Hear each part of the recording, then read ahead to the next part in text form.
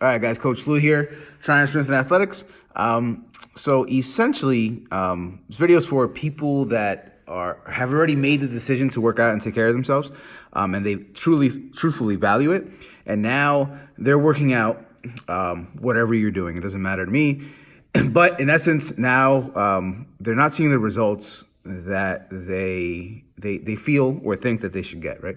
And what are the reasons that you're not getting these results, right? Now that so if you're working out at any level, that's the output side, and that's amazing and awesome, right?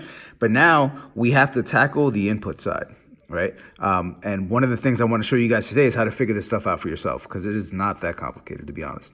Now, when I give you this information, if I give you this information and you decide to sit on it, that's on you. So what I mean by that is taking action once you get information is part of the process. You can't just gather information and then expect stuff to magically happen, right? So let's get right into it. So in essence, one of the things that you have to understand that no matter what, the amount of energy that you put into yourself is rule number one. And what I mean by that is just this, right? So if we see calorie balance down here, and you have calorie balance, macronutrients, nutrient timing, food composition, supplements. So what does this mean? Calorie balance means the amount of calories you take in throughout a day, regardless of the type of food, right? Or not food, also drink, right? Macronutrients is what's the protein, carbs, and fats breakdown of that.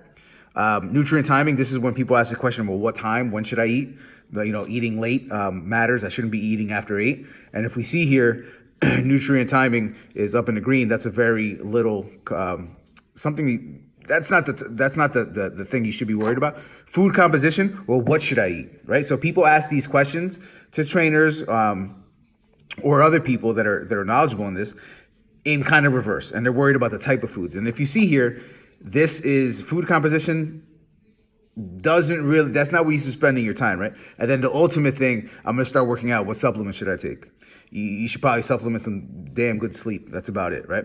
So calorie balance, that's what I focus my energy, and I focus my clients' energy on what matters most, right? And I teach what matters most, not, the person has a problem. They don't understand what to focus on. So number one of the things we're gonna worry about just for today is this guy right here, calorie balance. Now, if that is true, and that holds true, calorie balance is one of the most important things of a hierarchy of needs. Well, then the question comes up, well, how many calories should I eat, right? And that's a valid question. How do you figure this stuff out? There's long diesel formulas for this that are very, you need a math degree to be able to figure this stuff out. I found something that's super simple to use, and I use it myself. And I've helped others find it for themselves, right? And how to figure this stuff out. And it's just super simple, man. So how many calories should you eat? So if you're weight loss, maintenance, weight gain, right? And those are the 3 criteria that most people want with body composition, right? Regardless that they say they want to feel better, most people don't feel good because they're not moving, and hits a dopamine to the brain, and that's how the connection happens with exercise. But let's just say you're a weight loss client. You want to lose some pounds, right? For whatever reason. That's your choice. You don't have to explain it to anybody either. In essence, if you're a sedentary person that doesn't move that much, say you have a desk job, which honestly, I would probably argue that 60% of people are sedentary. Even if you go for 2 or 3 walks a week, that's not that much movement, to be honest. It's your body weight times 10 to 12, right? Take your current body weight, times it by 10 or 12. It's that simple, right? If you're moderately active, this is a person that works out 3 days a week, 3 or 4 days a week, and they do some good cardio work, they do some good strength work, and maybe they do some hikes on the weekends, then I would consider you moderately active. And that's kind of like subjective thinking also, like the moderate to sedentary, that's like this person has to be doing that much more work than this person. That's your body weight times 12 to 14. And then a very active person, this is who I consider my triathletes, my endurance athletes, that they go for a very long time. And plus they're like a mailman that walks 10 miles a day. So the activity level is dependent on the person's job, what they do for work, and with the type of activity that they do for exercise. Now, don't take shame that you're sedentary. It's just the way it is right now, right? So that's just weight loss. So in other words, if you're not very active, which most people, honestly, if you're not working out, and even if you are working out, there's 165 hours in a week. You work out 3 days a week, say an hour. You still got 162 hours to mess that up, right?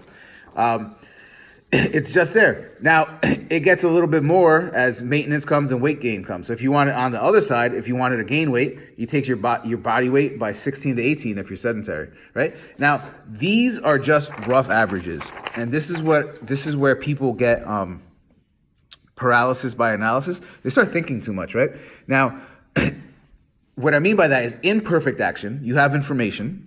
Imperfect action is better than no action. So these are just estimates because there's other factors, there's other things that come into play. There's other numbers that come into play. As far as BMR, basal metabolic rate, TDEE, it's a big acronym for a word.